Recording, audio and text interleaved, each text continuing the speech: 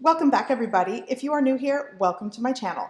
I like to post all sorts of homemade recipes weekly, so if you consider subscribing, be sure to click that bell notification to get all of my latest videos. Okay, so today I'm going to be making a very simple egg fried rice, but I wanted to show you.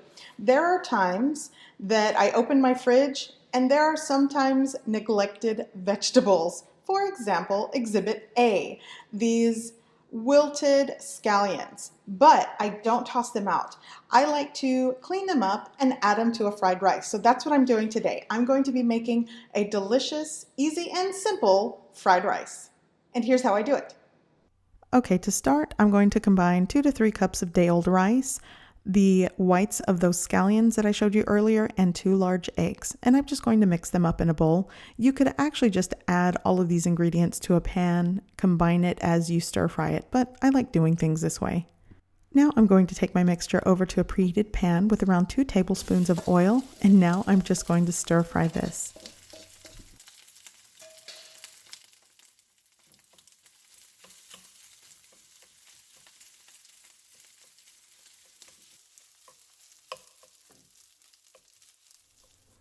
Now I'm going to add a tablespoon of low sodium soy sauce. You definitely can season this to your taste.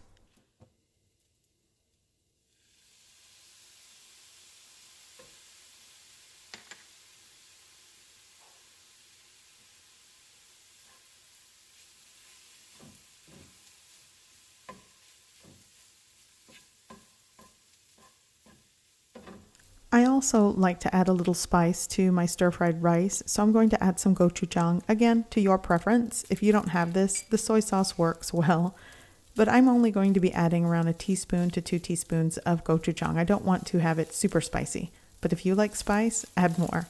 So once I've stir-fried this and combined it well, I'm going to add the greens of the scallions, give this a mix, and basically the rice is done at this point. I'm going to finish it off with around 2 teaspoons of toasted sesame oil, combine again, and this is ready. And my kitchen, as always, smells delicious when I do anything stir-fried.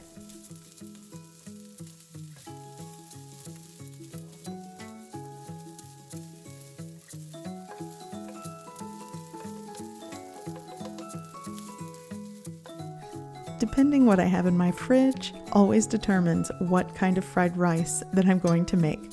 Either way, it's all good.